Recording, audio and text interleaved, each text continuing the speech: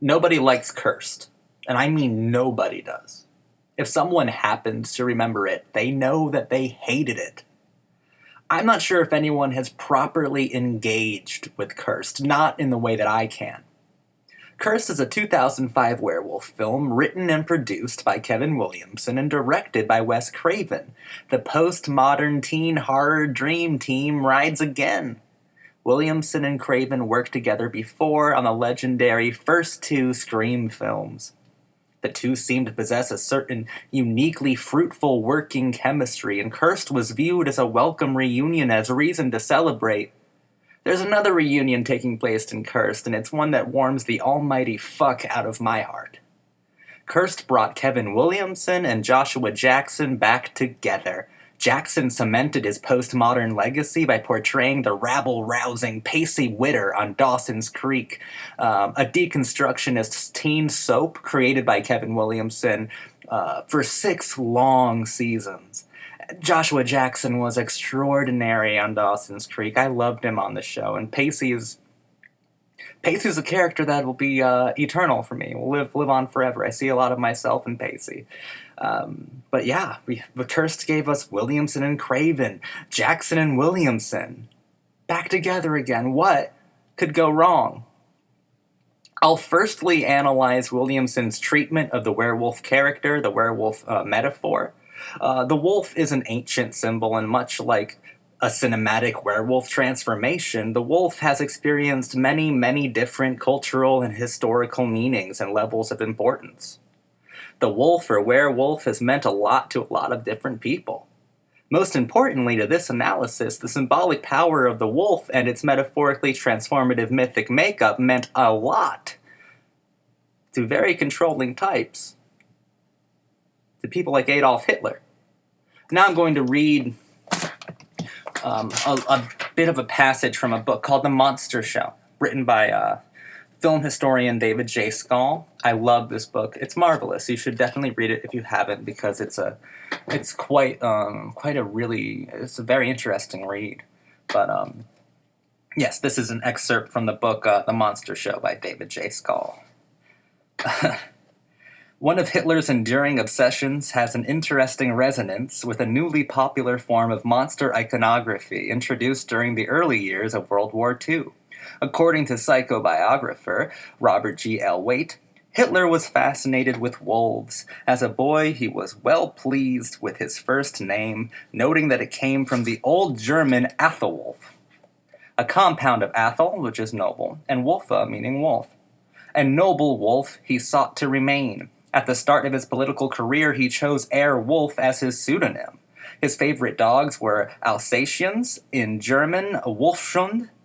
One of his dogs, Blondie's pups, born toward the end of the war, he called Wolf, and would allow no one else to touch or feed it.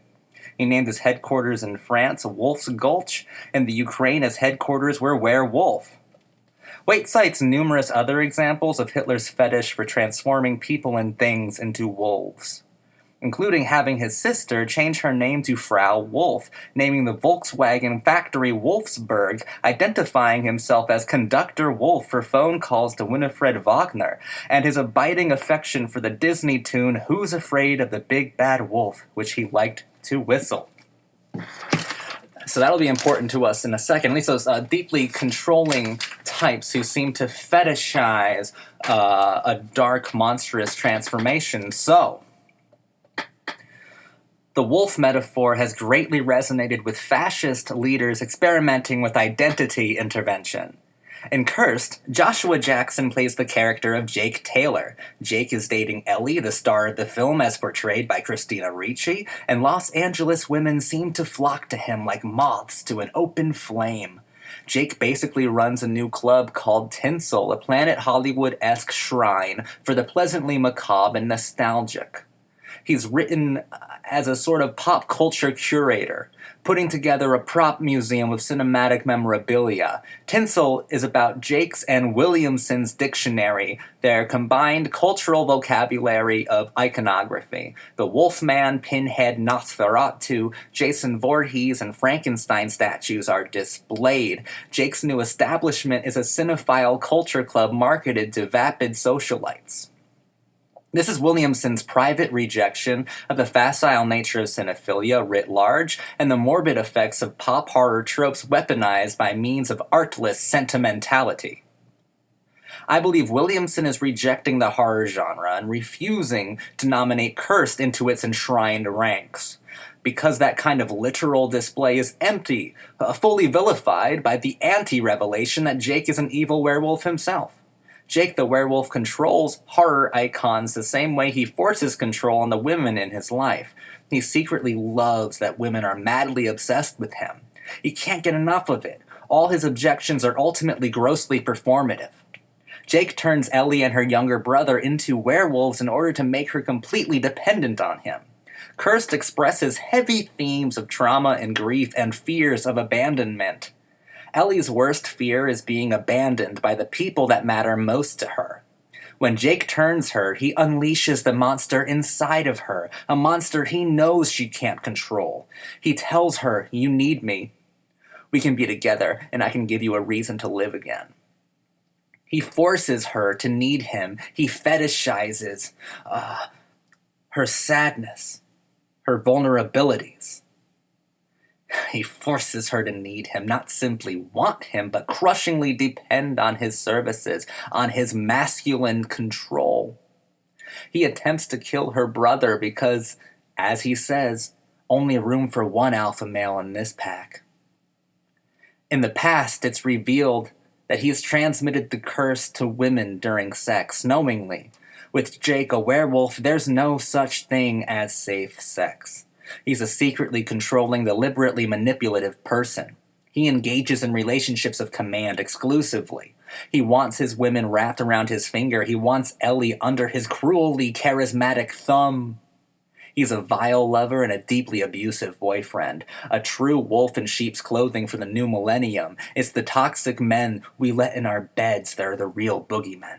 And Jake seems to fall in line with the Kevin Williamson ideal of the scary, punished, abusive boyfriend. He and Billy Loomis would probably get along really well.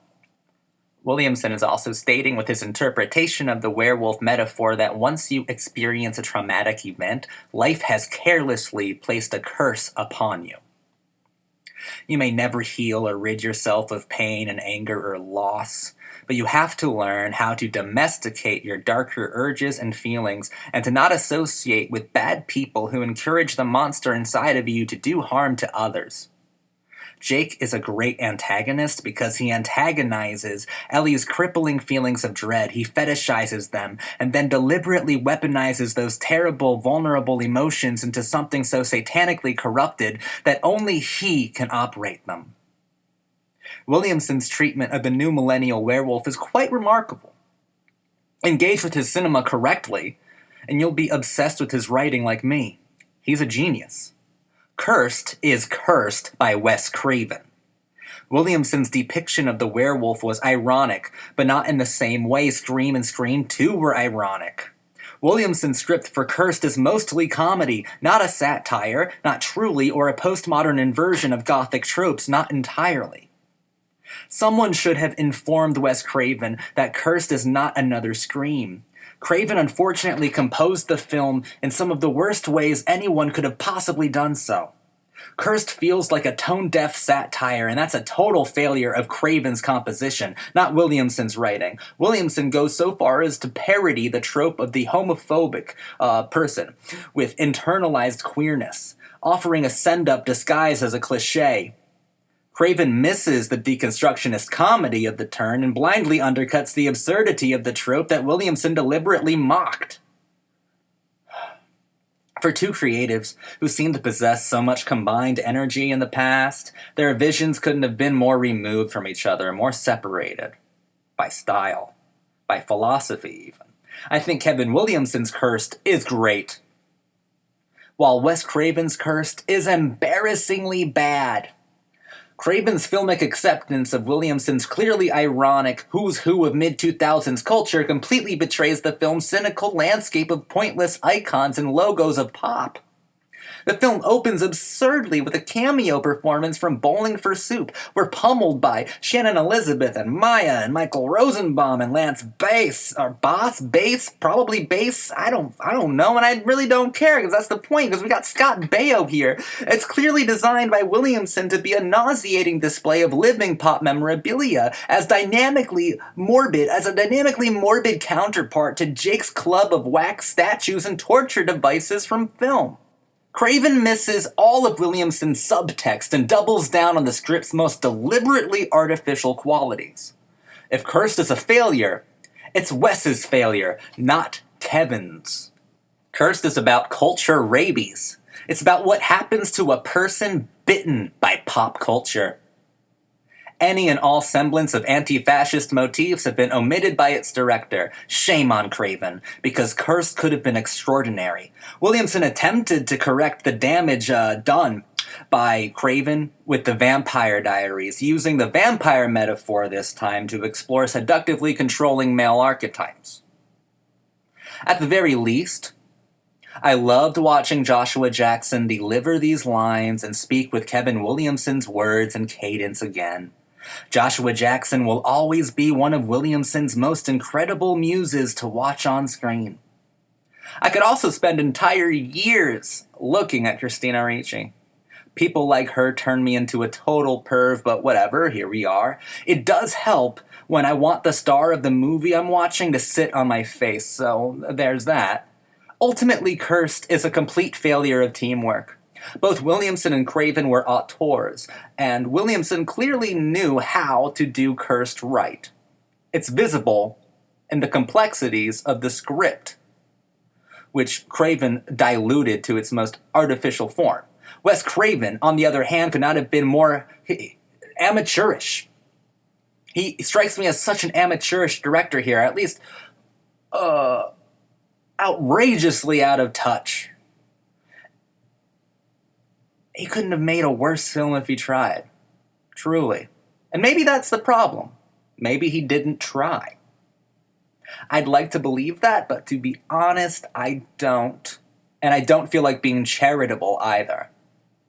Wes Craven clearly tried, and Wes Craven clearly failed.